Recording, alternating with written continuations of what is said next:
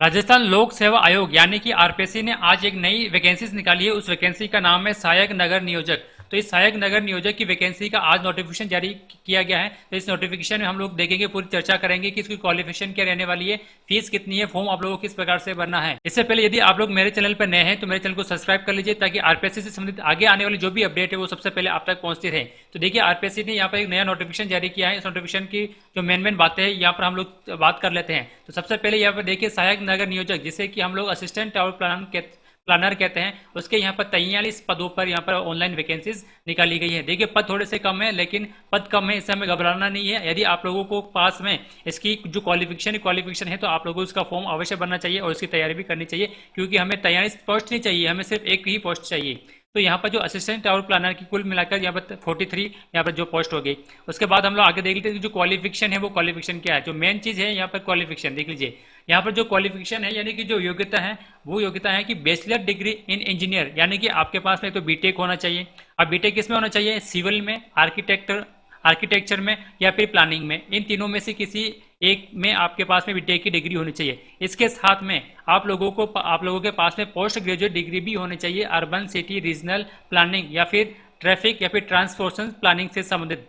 या फिर इसके साथ में आप लोगों ने यदि एमटेक कर रखा है प्लानिंग में या फिर एम प्लान कर रखा है अर्बन रीजनल और ट्रैफिक और ट्रांसपोर्ट में, तो इसके जो समांतर ये जो योग्यता है वो योग्यता आप लोगों के पास में होनी चाहिए। यानी कि आप लोगों के पास में एक तो बीटेक की डिग्री होनी चाहिए और इसके साथ में बीटेक की डिग्री के साथ में एमटेक की डिग्री भी आपके पास में होनी चाहिए। और यदि एमटेक की डिग्री नहीं है तो आप लोगों के पास में पोस्ट ग्रेजुएशन की एक डिग्री होनी चाहिए।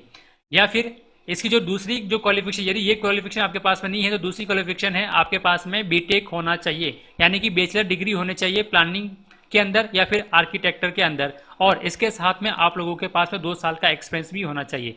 यानी कि कुल मिला के ये है कि यदि आपके पास में बीटेक यानी कि बैचलर डिग्री है सिविल, आर्किटेक्चर और प्लानिंग के अंदर और आपके पास में 2 साल का एक्सपीरियंस है तो आप लोग उसको फॉर्म को भर सकते हैं। या फिर आपके पास में बैचलर डिग्री होनी चाहिए सिविल, आर्किटेक्चर और प्लानिंग के अंदर और साथ में पोस्ट ग्रेजुएशन डिग्री भी आपके पास में होनी चाहिए अर्बन सिटी और रीजनल प्लानिंग या फिर ट्रैफिक ट्रांसपोर्टेशन के अंदर आपके पास में पोस्ट ग्रेजुएट की डिग्री भी होनी चाहिए। तो ये तो थी यहाँ पर शैक्षणिक योग्यता।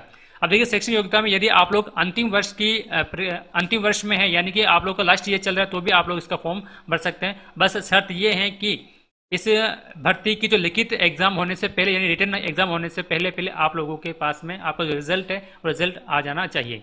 उसके बाद में देखिए, वेतन सैलरी देखिए, सैलरी यहाँ पर L14 की जो सैलरी होगी, पे ग्रेड यहाँ पर 5400 होगी।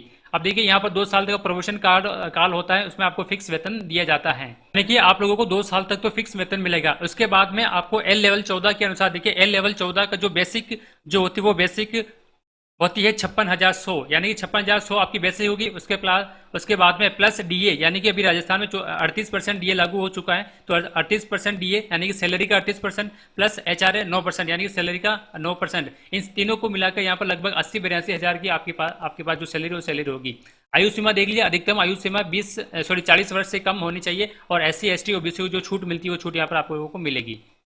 उसके बाद में चयन प्रक्रिया, सिलेक्शन प्रोसेस किस प्रकार से होगा? यहाँ पर एक लिखित एग्जाम होगा, यानी कि ऑब्जेक्टिव टाइप एग्जाम होगा। उस ऑब्जेक्टिव टाइप एग्जाम को आपको पास करना, उसके बाद में आपकी जो मेरिट है वो मेरिट यहाँ पर बनेगी। उसके बाद में यहाँ पर एक आवेदन की प्रक्रिया, आवेदन यहाँ पर आप लोगों को 10 अक्टूबर से शुरू हो जाएंगे और 9/11 तक चलेंगे, यानी कि 9 नवंबर तक चलेंगे, यानी पूरा 1 महीना है आप लोगों के पास में फॉर्म भरने के लिए। तो जैसे 10 तारीख आवे, आप लोग सबसे बिना लास्ट डेट का इंतजार किए हुए आप लोगों को फॉर्म भरना है। तो यहाँ पर 10 तारीख से 10 अक्टूबर से फॉर्म भरना स्टार्ट हो जाएंगे और यहाँ पर 9 नवंबर है, यहाँ पर 9 नवंबर इसकी लास्ट डेट रहेगी।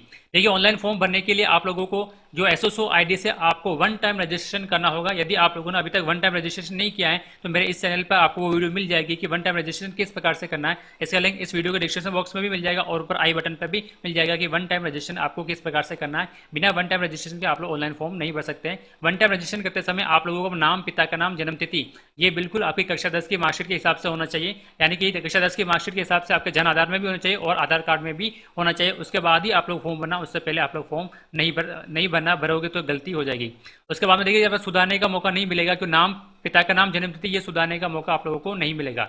उसके बाद देखिए, यहाँ पर जो एग्जाम किस प्रकार का होगा, एग्जाम में 2 पार्ट होंगे, एक तो जनरल नॉलेज ऑफ राजस्थान और एक आपके सब्जेक्ट का। तो राजस्थान की जो नॉलेज, जनरल नॉलेज है, जो जीके है, उसके क्वेश्चन 40 क्वेश्चन आएंगे और 40 नंबर के। इसी प्रकार से जो सब्जेक्ट के जो क्वेश्चन है 110 क्वेश्चन 110 मार्क्स के। यहाँ पर जो टाइमिंग रहने वाली है एग्जाम की वो 2.5 घंटे की रहने वाली है और यहाँ पर 150 क्वेश्चन आएंगे 150 मार्क्स के। और यहाँ पर आप लोगों को ध्यान रखना, यहाँ पर नेगेटिव मार्किंग भी है, 1/3 आप लोगों को नेगेटिव मार्किंग है। तो आप लोगों को क्वेश्चन को बड़े ही ध्यान से सावधानी पूर्वक करना है। देखिए उसके बाद देखिए आवेदन पत्र में संशोधन से संबंधित सूचना। यहाँ पर नाम, पिता का नाम और नाम, पिता का नाम, फोटो और जन्म तिथि के अतिरिक्त आप लोग कुछ, यदि आप में कोई गलती रह जाती है तो आप लोग उसको सही करवा सकते हैं 500 रुपये देकर, फॉर्म भरने की लास्ट डेट के 10 दिन के अंदर अंदर। ध्यान रखना, नाम, पिता के नाम, जन्म तिथि में बिल्कुल भी संशोधन नहीं होगा, इसलिए आपको जो OTR करोगे, वन टाइम रजिस्ट्रेशन करोगे, वो बड़ी सावधानी से आप लोगों को करना है। उसके बाद फीस की बात हम बात कर लेते हैं। OBC क्रिमिनल के अंदर आप जो फीस रहेगी 350 रुपये फीस रहेगी और OBC नॉन क्रिमिनल के लिए यहाँ पर 250 रुपये, ध्यान रखना जनरल के लिए भी 350 ही है। और इसके बाद में SC ST वालों के लिए यहाँ पर 150 रुपये फीस है। और जो EWS कैटेगरी के अंतर्गत आता है, जिनकी परिवार की आय 2.5 लाख से कम है, उनके लिए भी यहाँ पर 150 रुपये फीस रहेगी। तो ये तो थी मेन मुख्य बातें जो मैंने यहाँ पर आप लोगों को बता दी है। इसके ऑनलाइन फॉर्म 10 तारीख से शुरू होंगे। मैं इस पर भी एक वीडियो बना दूंगा कि आप लोगों को ऑनलाइन फॉर्म किस प्रकार से बनना है, आप लोग मेरे चैनल पर जाकर उसको देख सकते हैं। इसके अलावा यहाँ पर अन्य कुछ दूसरी डिटेल भी दे रखी है, आप लोग चाहो तो इस नोटिफिकेशन को पढ़ सकते हैं। ये नोटिफिकेशन मेरे इस वीडियो के डिस्क्रिप्शन बॉक्स में उसका लिंक मिल जाएगा डाउनलोड करने का, आप लोग वहाँ से डाउनलोड करके इसको पढ़ सकते हो। यदि वीडियो अच्छा लगा तो लाइक करना, शेयर करना, और यदि आप लोग मेरे चैनल पर नए हैं तो मेरे चैनल को सब्सक्राइब कर लीजिए, ताकि इस भर्ती से संबंधित और RPSC से संबंधित जो भी आगे आने जो अपडेट है वो सबसे पहले आप तक पहुँचती रहे। Thank you.